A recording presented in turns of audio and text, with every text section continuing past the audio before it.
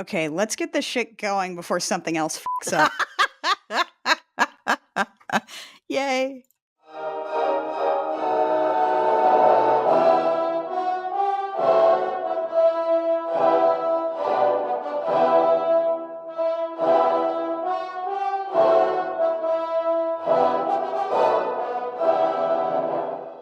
Hey there, Internet. I'm Annie. I'm Kit. And I'm Mac. And this is I Will Fight You, a podcast where we've been turning opinion into stone cold facts since 1986. Today's fact, we had it, and then we lost it, because Garzey's wing is a blight upon human memory.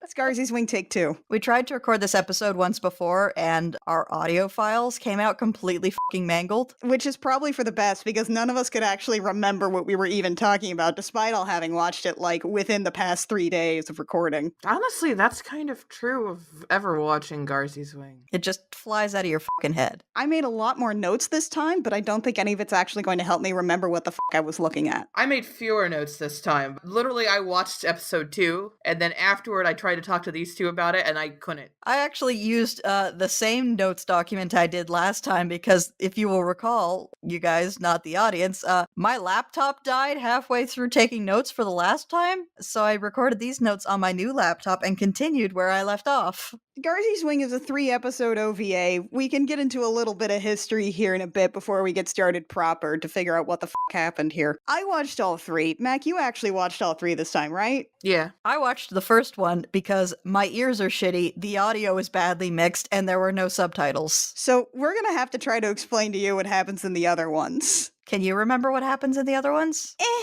I know one thing for a fact about the other two, and that is that War Beast Army Corps is said at least 542 times. Ooh, you know, I think Gara beats that out with about 10,076.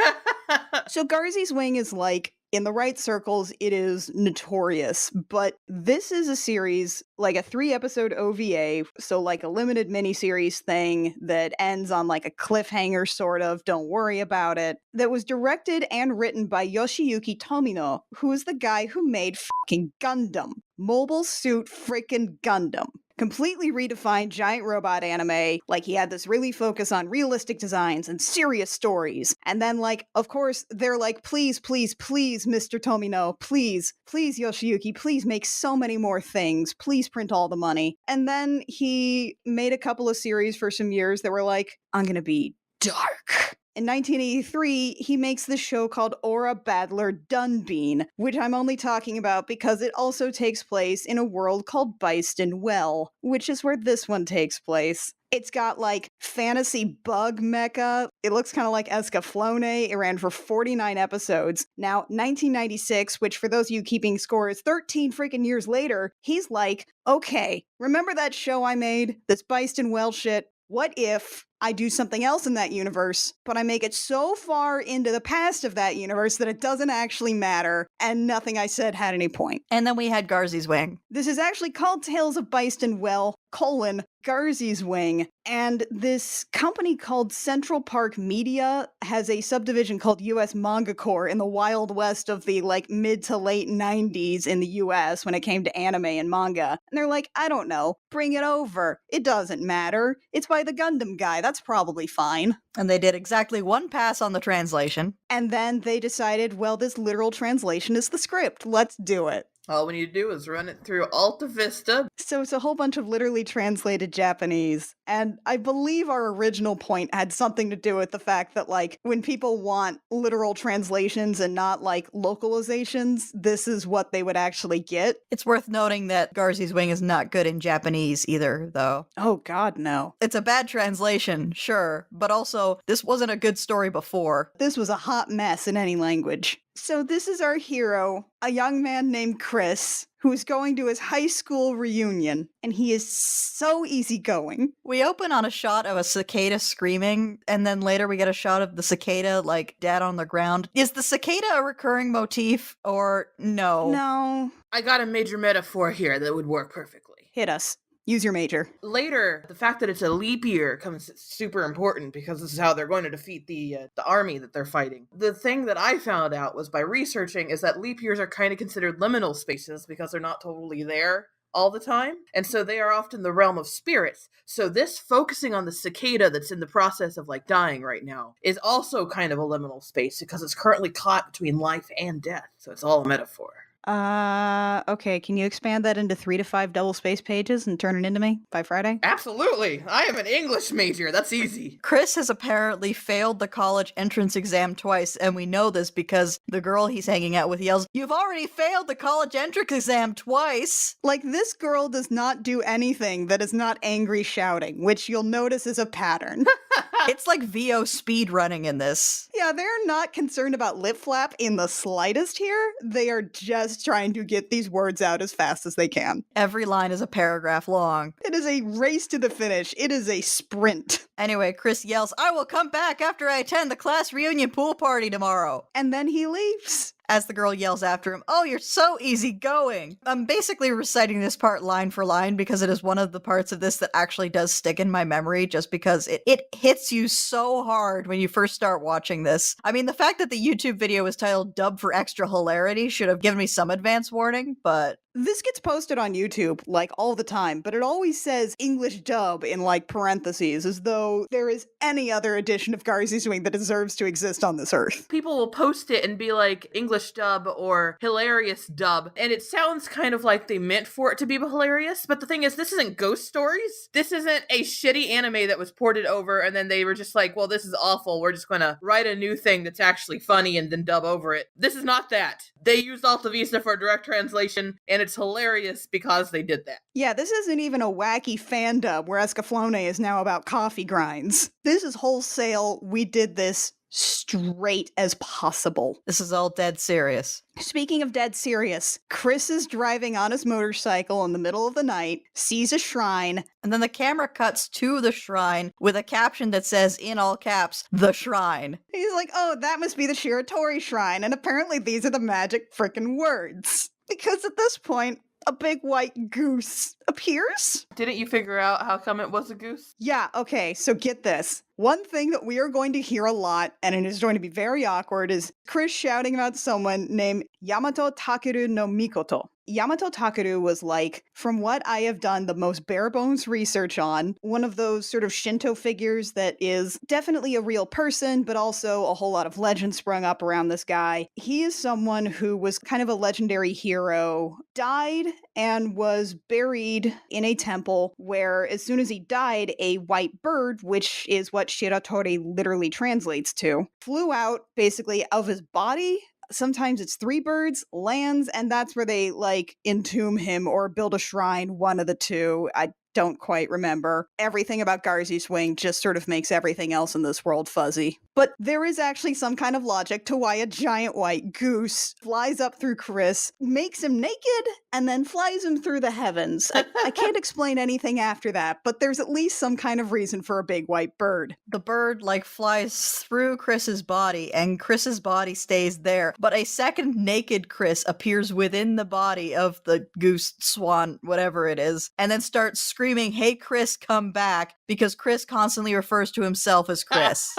Like, at no point does Chris have any problem with the fact that he now has 2 bodies. Of all the things for him to accept. At this point, Chris starts talking to a ghost. Show me the ancient Japanese man's spirit, says nobody. What the hey, who are you, a ghost? So he starts talking to this disembodied voice that's incredibly deep and will never show up again or explain itself. Nope, doesn't even show up episode 2 or 3. Then he just sort of gets transported down some kind of like Alice in Wonderland tunnel, and there's a whole bunch of ladies in the tunnel. I think we missed the line, "Why do you think this is the work of a ghost?" And I don't want to. Right, we get into some metaphysical stuff for about 5 seconds. Because Chris can hear the narrator. Is this the narrator?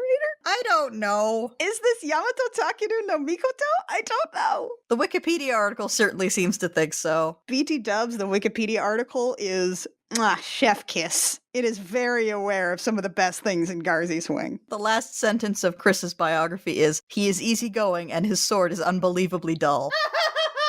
They did the best they could to just add in as many lines from the English dub as they possibly could. It is a very good Wikipedia page. So Chris has this necklace. It's almost like a choker. It's definitely the kind of thing that on any other dude would have a shark tooth on it, except this one has 8 tiny little bells. It's important. Don't worry about it. We don't know why. Anyway, it snags a little fairy girl. Yeah, so now there's 2 people, like, yelling incomprehensibly. Because now the little fairy girl is upset she's been snagged by a necklace. And then this tunnel ends, and now he's in midair, and he flies down into a battlefield with monsters, while his feet have sprung wings like Hermes, and he is still very naked. And you might be wondering, how do they handle the whole issue of his junk? And the answer is they don't. He tucks. They Ken-dolled him. Don't worry about it. At this point in my notes, it says, I can't keep quoting all the amazing lines in this. My notes will just be a transcript of the episode. Oh, parts of my notes are just straight up transcripts. But the next, like, a solid 3 minutes is like a lot of rapid fire exposition that is frantically being matched to lip flaps. It's like we've just been dumped at the tutorial of a very, very serious RPG that just wants to get everything out right now. It's like when the video game starts in medias res and you don't know all the controls and you're in the middle of this big terrifying battle. That's what Chris is doing right now. Also, you're the RPG protagonist with amnesia, so everybody needs to explain everything to you. And instead of giving you a codex entry, they explain everything to you. So the gist here is that it's in the middle of the night, and there's a tribe of people who have been enslaved, and they are now staging a rebellion and escaping. And also there's a dinosaur here. Yeah, just even dinosaurs are here. At one point, one of them yells, "Oh my gosh, that skill!" And I think they're talking about Chris, but he's not doing anything that's skilled. They call him the Holy Warrior while he, like, hits some dudes with a stick. And then he makes the startling thing that comes up maybe twice, but is never actually explained, which is, what? It's like they're using a different kind of language, but I can communicate with them through my mind. Yeah, Chris is apparently telepathic, or everyone is. It's not clear. But they're also moving their mouths, so... Anyway, at one point, Chris screams, "Oh my god, this is a real war!" Some lady with some tiny children with, like, palette swap hair comes up. She's some kind of priestess. There's a blonde lady who is not the priestess, but looks exactly like her. Yeah, she's got a mullet, so we can maybe go with that one. She asks if Chris is some kind of lecher. Because he's naked. And then we get into some, like, intense hyperviolence. Like, people come apart like a rag doll. Their blood pressure is so high. It's like a Tarantino movie. It's like 300 up in here. Chris gets handed a sword, at which point he shouts, "This is heavier than a damn Japanese sword." Which is, I guess that's a thing. Do you think Tomino is like the Japanese version of a weeaboo where he's like really into European stuff? I'd say that tracks. I think he's someone who's really into, like, realism, and not just, like, science fiction realism, like realism, because we're talking about sword weights. Keep in mind, this is Yoshiyuki Tomino, who created a mecha anime where the whole point about why the main character could actually, like, pilot the robot was because he was the only one that read the manual. Oh my fucking god. I want to jump back into Garzey's Wing here to remind you that we have had a whole lot happen, and, ooh, what's that on the time code? It's been 5 minutes. It's a lot. Garzey's Wing doesn't understand pacing. It doesn't understand a lot of things, honestly, but pacing is one of them. You know when an anime just kind of meanders for a really long time without going anywhere? Garzey's Wing has the opposite problem.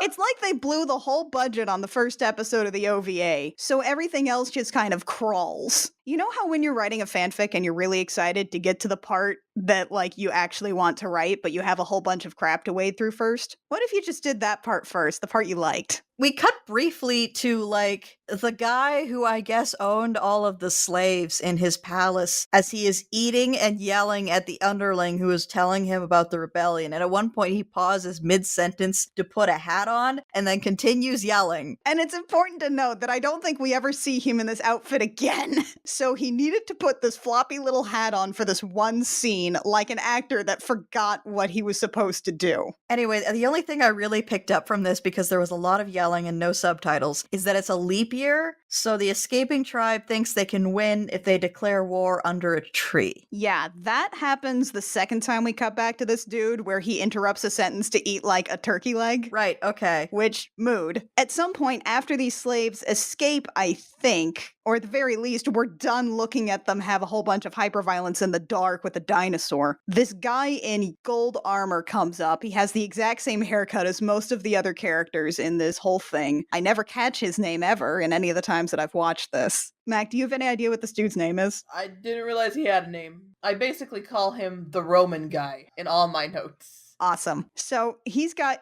gold armor. That's the only way we're going to be able to identify him. And he's like, please forgive my rudeness. I've been troubled by this incident. That's when the dude with the hat is like, they think if they declare war under the great Baraju tree, they can win. No one is ever going to explain this. No one's ever going to tell us what the Baraju tree is, except that we see a big tree sometimes in the background. You forgot a step of this, Annie. Oh, God. During the leap year, if they declare war under the Great Baraju tree, they can win. Right, of course. And in between those two conversations, there's a sequence where a bunch of pterodactyls drop napalm on people running through a swamp. You'd think that would be notable, and yet. There's also, like, combat unicorns, and, like, guys on the combat unicorns yelling, whoa, whoa, don't go this way, don't take the beasts into the swamp, and then a dinosaur falls over, because apparently it's allergic to swamps. I don't know. Yeah, so we cut back to the Matomius tribe. Are these people. We cut back to the Matomius tribe as they are trying to wander through a swamp where they get attacked by giant bugs. The pterodactyls apparently hit an invisible wall when they get too close to the river. Yeah, they keep talking about how, like, the pterodactyls can't fly over the swamp. Why? We just don't know. And then there's killer catfish. And again, like killer catfish, I have exactly one line about this, and I have way more lines about everything else in this thing. There are just fight scenes that don't matter. At some point I wrote down, and it's in quote marks, so I assume somebody says it. I wrote down, no horses allowed past this point. I'm assuming that's a line of dialogue. I don't remember where it is. So no horses, no dinosaurs, swamp only, final destination. With giant swamp spiders. Because why not? Why not have swamp spiders, kids? I regret nothing, Annie. It was an establishing character moment, Annie. Anyway, after they kill the giant swamp spiders, Chris accidentally bumps the fairy girl with his sword, I think. Yeah, which he's like, I'm sorry, but the sword is not sharp at all, you see. Which is a hell of a way to apologize for, like, hitting someone with a blunt instrument. At some point, the fairy girl also starts lamenting that she was taken away from her family and friends in the fairy world, and Chris is like, I could also have attended my high school class reunion. It's the same thing. Why wouldn't it be the same thing? I think I would rather get attacked by swamp spiders than go to my high school class reunion. Not even if it was a pool party. Especially if it was a pool party. What if it was a pool party where nobody actually went in the pool? They just hung around like one dude who was like passing out periodically. That'd be an amazing pool party. Especially, I would like it if this one dude would just like randomly look at people and say, you sure got sexy. Oh man, we will get to that one. Anyway, I think they reach the river at this point, and Chris like agrees to help push a raft. And then the camera pans down to his ankles and stays there for like a second too long. And I don't know what that shot is trying to communicate. Okay. So I did watch this again with John last night because I needed emotional support. By the way, let me tell you, watch Garzey's Wing with a buddy. Use the buddy system. It makes it much better. Hold hands the entire time. You're gonna need it. It makes it less existentially bleak. John suggested that it pans down and holds on his ankles because he does not at this point have the Garzey's wings. So I guess it's something about that. This is all taking into faith that this is a good movie. Anyway, now there's rafting shenanigans, and my favorite part of this is the background rafting yelling because it is so half-hearted. Whoa! Oh! Ah! Ah! Ooh! Ah! Whoa! Ah! It's great. We just did that better than everyone that recorded that. Listen, it was the end of the session. They weren't getting paid very much. They couldn't bring themselves to care. We like cut back for 5 seconds to real world Chris, who has gotten to his grandma's house. Maybe it's a shrine?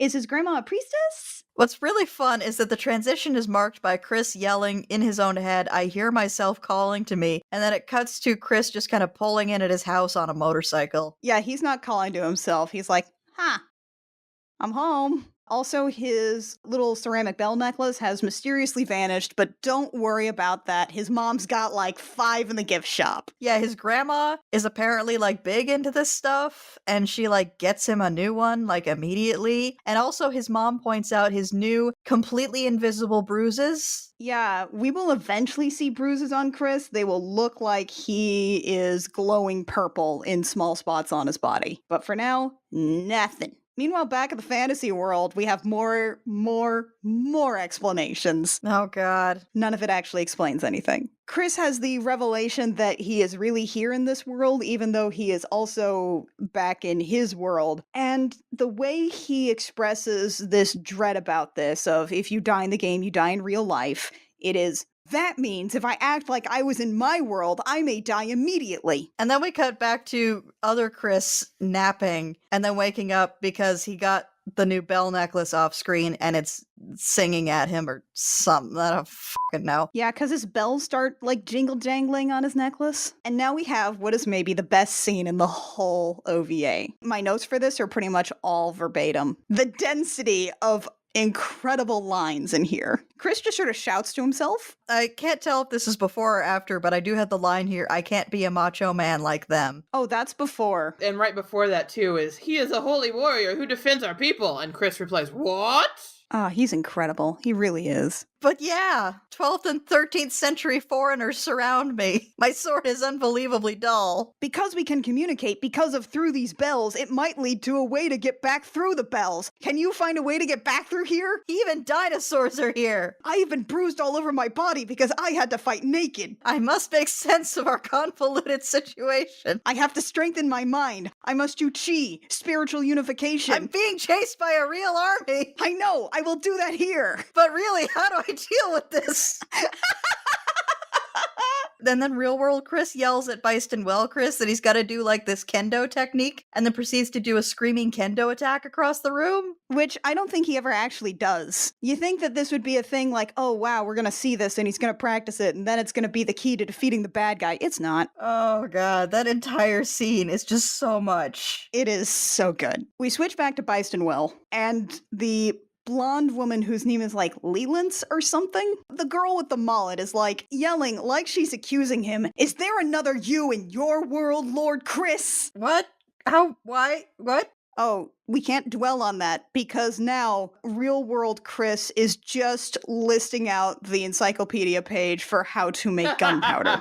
Byston Well Chris is like, are you just reading the encyclopedia? And then it cuts to real world Chris, who is in fact reading the encyclopedia. And then shouts that it is vitally important to use all the things in nature. Like, this is how he's going to solve this. He's basically just going to try and, like, time travel this by telling him how to make things, despite the fact that, like, this dude hasn't even gone to college. He has a high school diploma. And also Byston Well Chris at one point screams, I believe, it's not like there's a pharmacy I can go to. Yeah, because he's just yelling out, like, the ingredients for gunpowder, like sulfur, like, actually, no, I take that back. He's not reading out the ingredients for gunpowder. He's basically reading from the periodic table of elements for things that make gunpowder eventually. But he's interrupted because his grandma made hot noodles. And he burns his mouth so fucking badly and then yells, Grandma, why did you make hot noodles on such a hot day? And I don't know why that line is there. Every other line in this is like really dedicated to conveying something.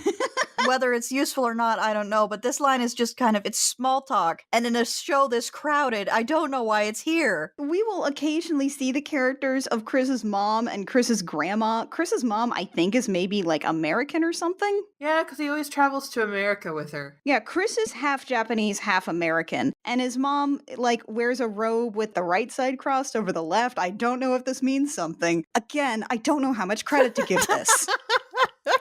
Garzey's wing.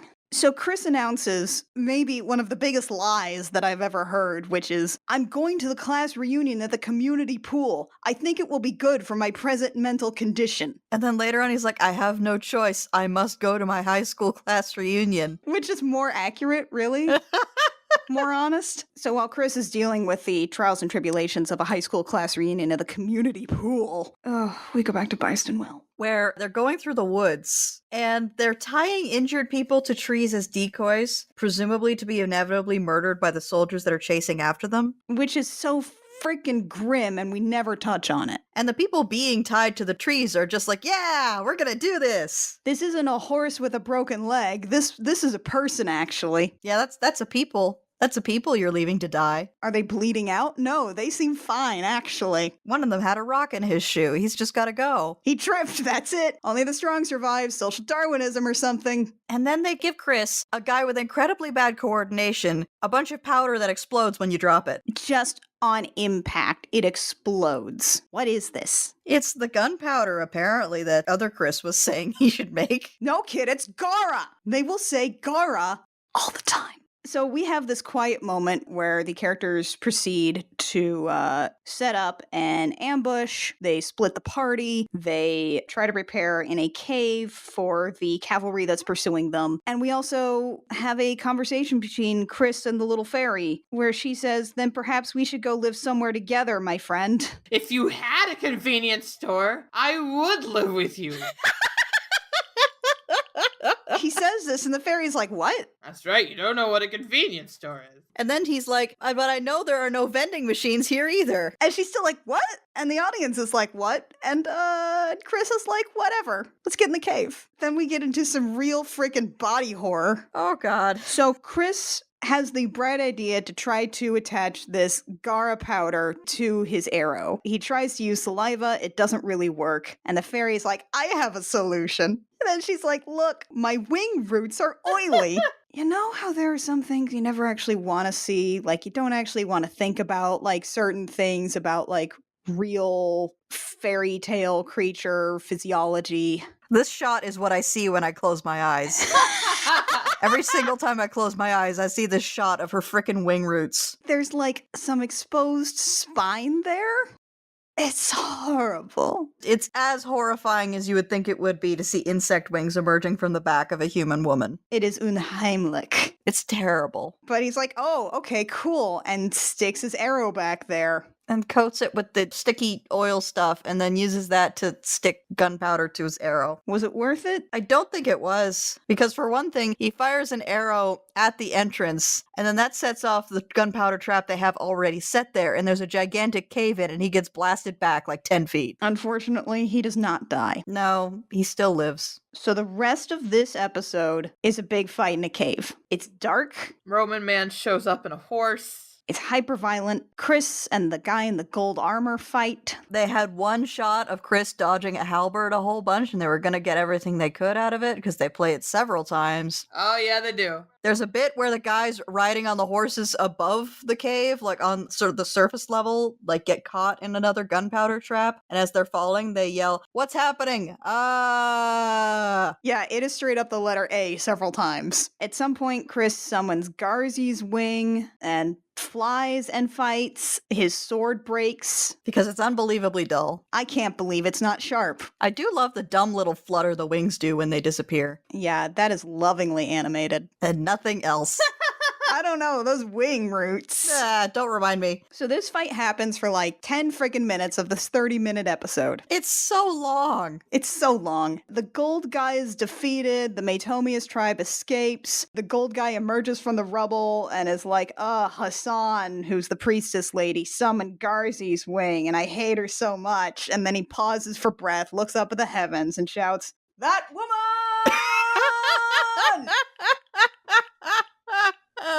You cannot convince me that those two lines were not two separate sessions. Like, they just told him to shout, "That woman." Was there a voice director on this project at all? I'm leaning towards no. Anyway, we have our denouement, such as it is. Chris gets a sharper sword, and he's like, "But I want to go home." And then he raises his sword and screams for, like, no reason?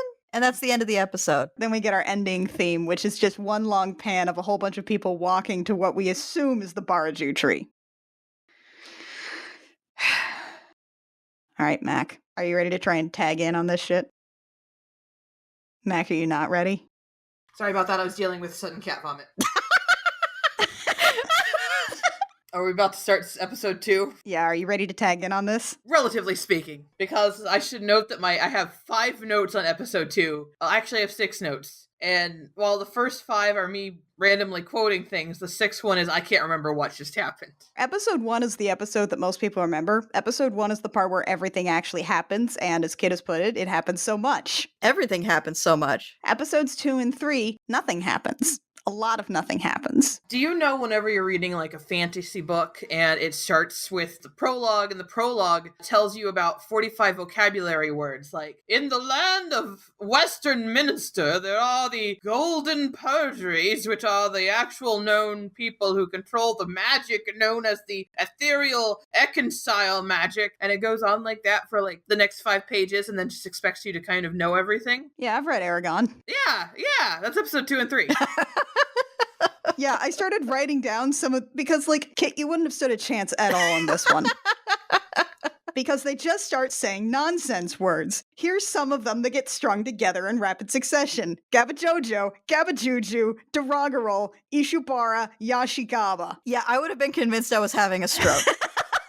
Also, because they put like all their budget on episode 1, episodes 2 and 3 are mostly like, hey, we're in a wagon going to the Barajaru tree. We're going to be in this wagon for the next 15 scenes. In my notes, I had made this Culk the wagon and ford it across the river joke about like that bit with the rafts in episode 1, but then it just straight up says, no, we're doing that though. We are now the Oregon Trail. The weird thing also is that like episode 2, out of all 3 of these episodes, episode 2 has a bunch of like physical comedy. Chris falls off a horse. Chris lands badly and is embarrassed. Like, you can tell that there are jokes that are meant to be made here, but it's so dissonant from all of the hyperviolence that is yet present in all 3 of these episodes. It takes itself so seriously, but also it tries to make, like, jokey jokes. Are we sure Joss Whedon didn't write this? No, because none of the female characters are, like, pixie-ish enough. Yeah, true. Not enough spin kicks. Wait, what about the Filarial who follows Chris around? Her boobs are too big. Oh, that's true. Fair. Hey guys, Joss Whedon. I believe we said this during the last episode as well, but Joss Whedon. Now, last episode, there was a whole lot of plot about, like, escaping, about making it through the swamp, about, like, making sense of our convoluted situations. This one has some kind of subplot about clay. As in the stuff that you make pottery out of? As in the stuff that you specifically make bells out of. Earthenware bells. They can't say the word ceramic. I don't know why. Uh-huh. Also, they find out about drugs. Oh, what? The drugs are used to calm down the dinosaurs that are part of the War Beast Army Corps, but it turns out that if humans do them, they are basically like opium. If you taste it or smoke it, you get happy and do crazy things. Uh-huh. So, subplot about bells. Chris learns to ride a horse. He's bad at it. Meanwhile, Chris actually finally attends the high school reunion at the community pool. Oh my god, I need to know how that goes. Well, he arrives at the pool party and starts to tell himself about new ways to use gunpowder when some of his classmates finally get back out of the pool and they're like, "Hi, Chris. It's good to see you." And he replies, You sure got sexy. Is this directed at anyone in particular or all the classmates? It's a lady who just climbed out of the pool and was like, well, Chris, hello. yeah, that's how he greets her. Oh my god. Also, how old is this guy where he's attending a class reunion? If he's failed college entrance exams, I think those are done like annually maybe. So he's probably like 20. So it's the 2-year class reunion? I guess so. How needy is this graduating class that they feel they need to have a reunion after 2 years? Nobody will have accomplished shit after 2 years. Well, they accomplish getting sexy. Oh god. Bison Will Chris like says in his own head, "What? Everybody's being more open with you?"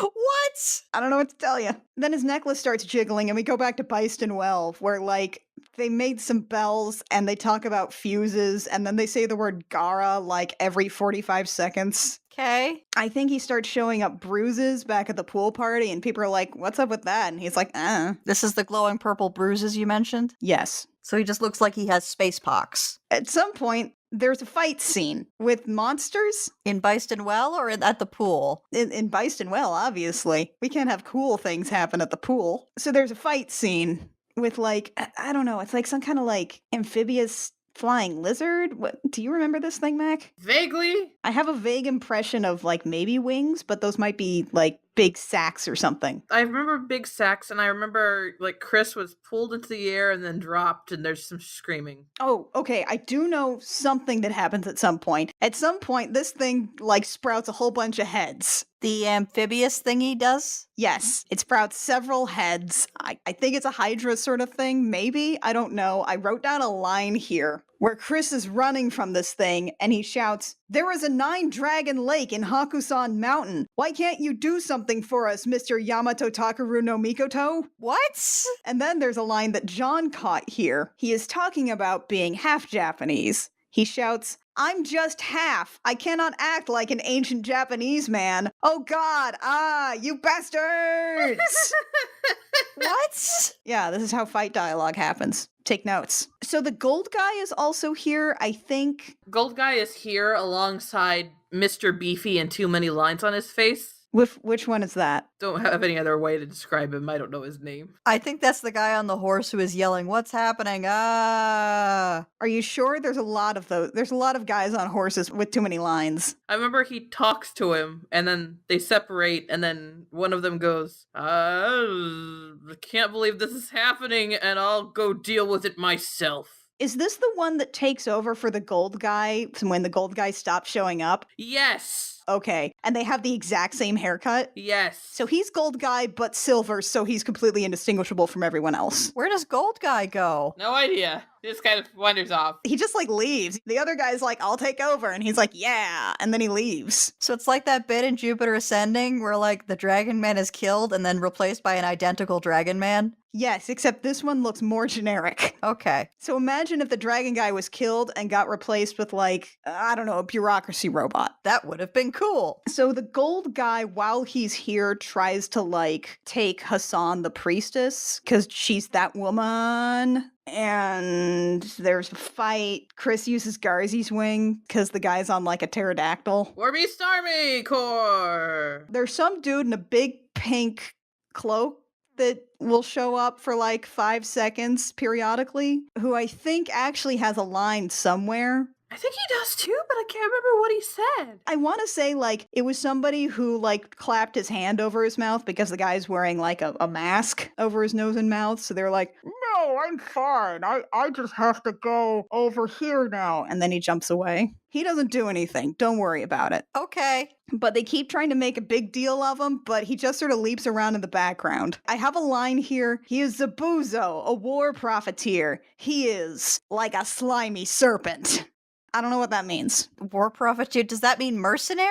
I don't know. At some point, it is asked whether or not he hangs out with monkeys. What? Don't worry about it. Okay. Back to the pool party. Oh god. I actually forgot that was happening. The girlfriend from the beginning, Rumiko, is here in a yellow bikini. And then, like, someone else at the pool party looks down at Chris because at this point, no one's actually in the pool. Chris is sitting at a little table with an umbrella, and everyone else is just crowded around him trying to tell him about, like, gunpowder and the Industrial Revolution. So they found out that he's having visions of his alternate self in another world, like off screen, and they accepted this? Yeah, basically. Yes, in fact, here is a line. Oh god. Your necklace is jumping, my friend. The story of the mind and body separation must therefore be true. What?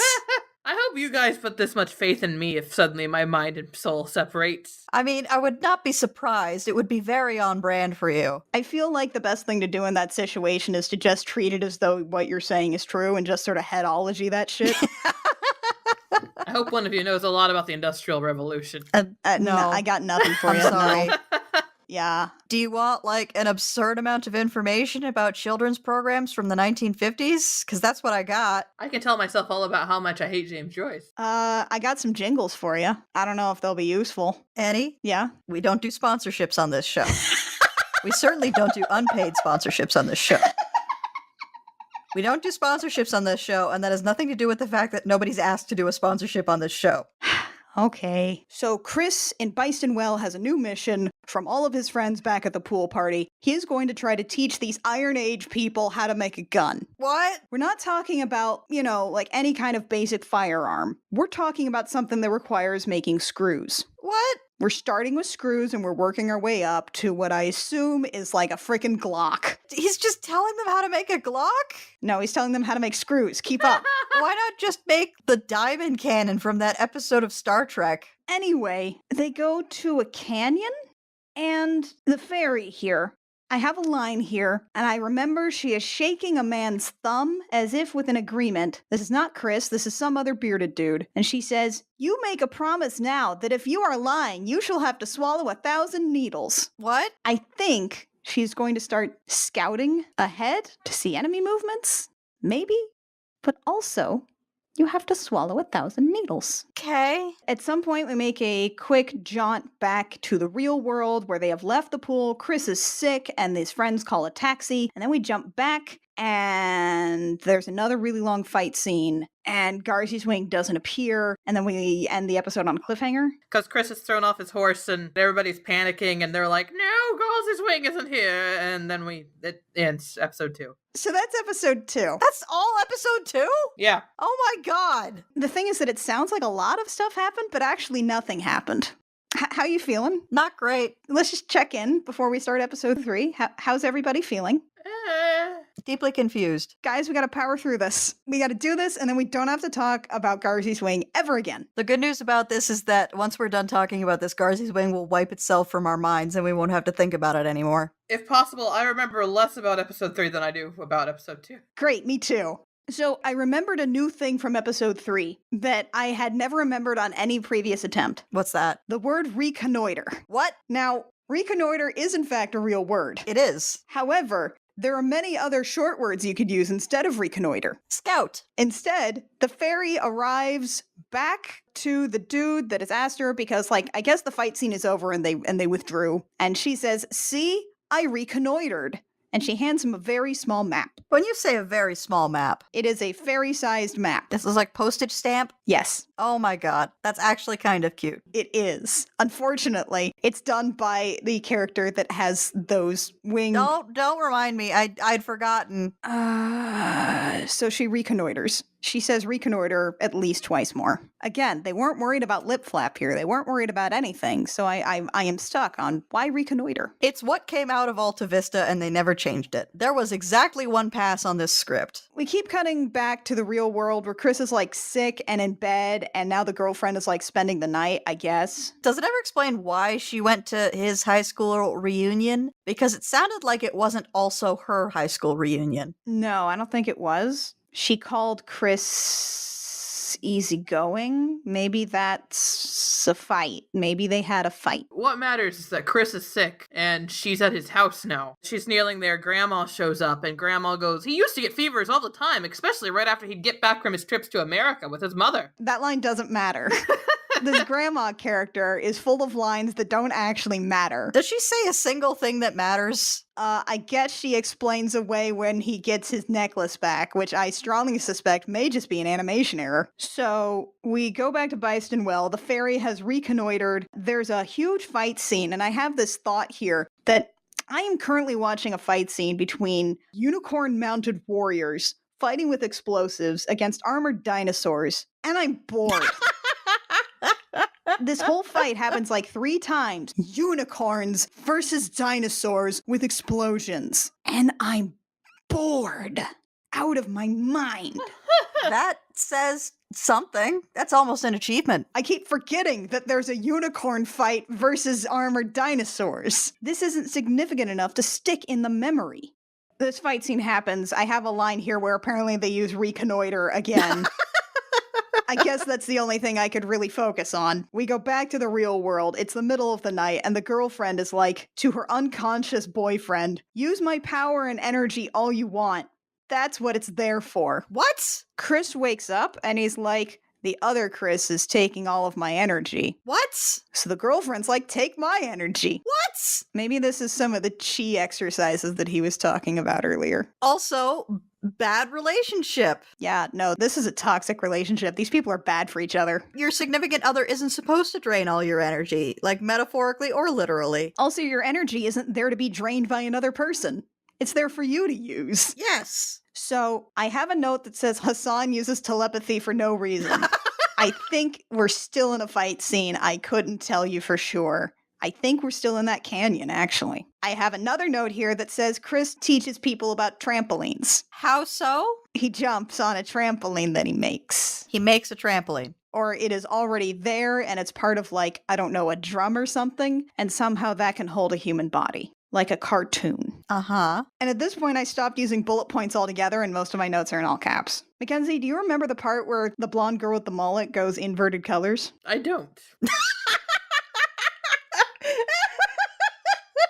You don't? Nothing, huh? No, I don't got anything. Because what happens when she goes inverted colors in the middle of some kind of fight, I guess, is she's like, oh, I shouldn't be jealous of Chris and Hassan. What? Yeah, she gets over her jealousy that she had. She had that, I guess. My next note is, no, they are joining with the War Beast Corps again. I don't have that one. I don't know when that is. I don't know what it is either, but that's my next note. You guys! What do you want from us? This is Garzey's wing. You guys are just like shouting nonsense phrases at each other that you don't recognize. That is Garzey's wing! This is the authentic Garzey's wing experience. It is! Okay. I do have a note here that says Chris stands in front of a dinosaur and screams. Maybe that's part of your thing? Maybe. That sounds like it's part of my thing. What the fuck, you guys? I mean, that's Garzey's wing, Kit. If you watched this, it wouldn't make any more sense. You could have watched this and it would make just as much sense to you as it does to us. You could have watched it without any lines. You could have watched this on mute, and it still wouldn't have made any sense. So Chris's sword breaks again, and then he also summons Garzey's wing. I don't know if these two things are related. Maybe he can only summon it when the sword breaks, because it broke last time. The blonde girl is like, here, Chris, use my sword, and she throws her sword up at him, which he completely ignores, and it just falls to the ground. At some point, he shouts again, damn you, Yamato Takaru no Mikoto. Why? I don't know what Yamato Takaru no Mikoto has to do with anything, except that white bird. That was all I had. That was the entire sum of my explanation for that. Maybe he was the ghost.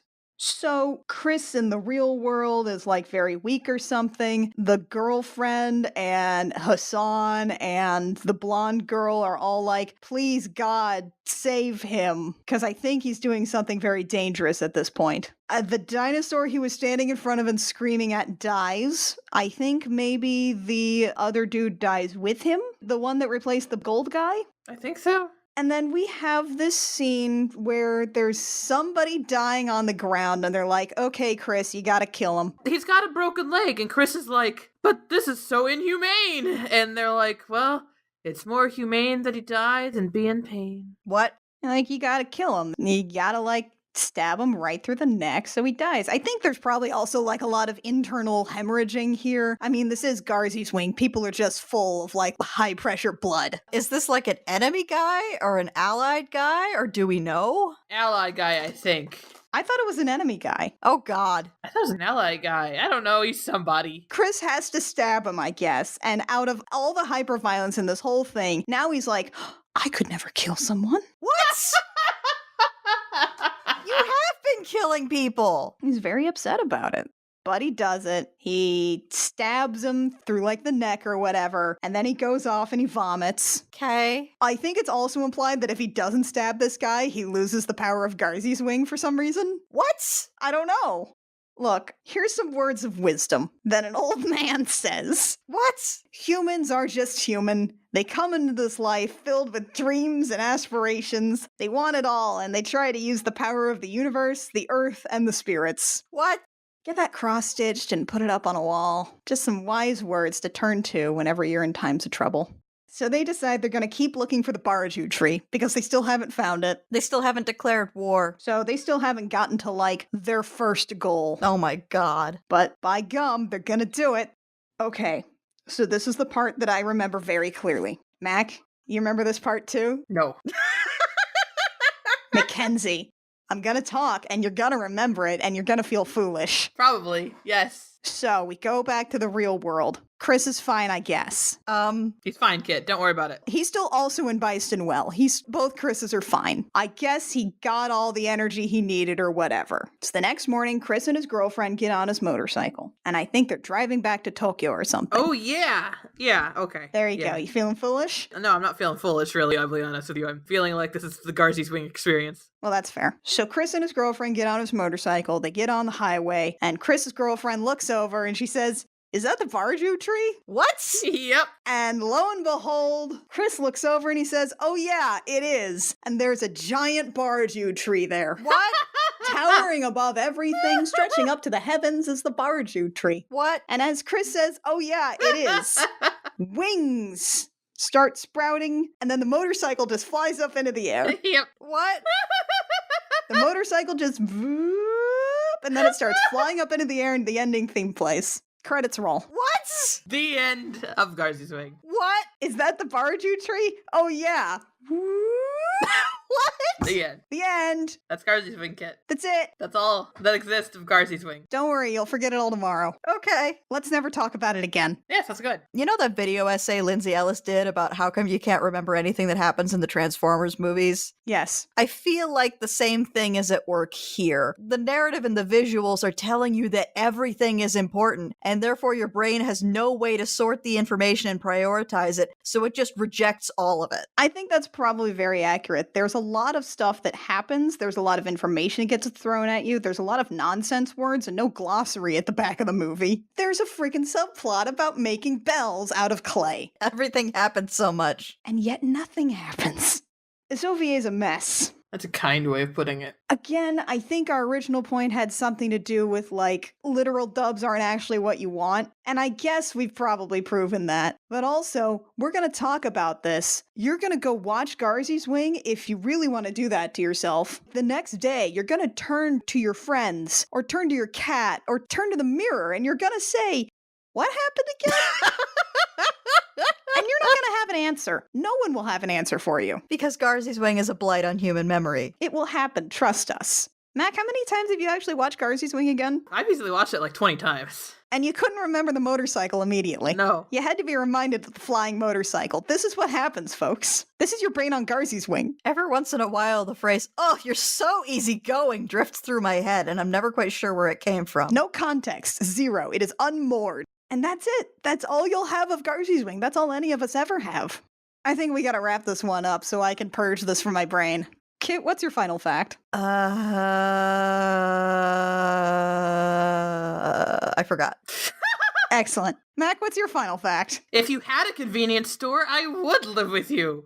Annie, what's your final fact? Don't watch Garzey's Wing alone. Use the buddy system. Should we pick a topic for next time? What even is next time? What is time? We can't remember what we're even supposed to do for the outro here, so I'm going to muddle through it. Join us next time when we actually have another fact for you. We'll remember what it is then, we promise. I Will Fight You comes out every 3 weeks, wherever you download podcasts. Oh, God. You're forgetting the outro, too. I don't remember what comes next. Just go to crookedrussiancam.horse. We have a website now. Use it. Use it. We'll update you there.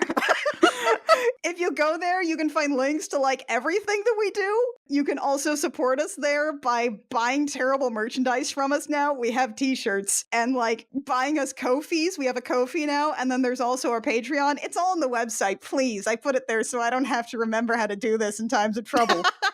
You can learn all about like people who support us and who did our art and stuff on that website, and it's good. Just go to crookedrussiancam.horse. Twitter.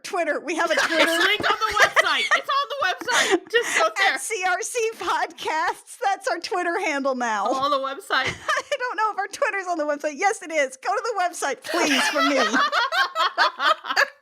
Until next time, I'm Annie. I'm Kit. And I'm Mac. And I don't know, maybe we fought you? I can't remember.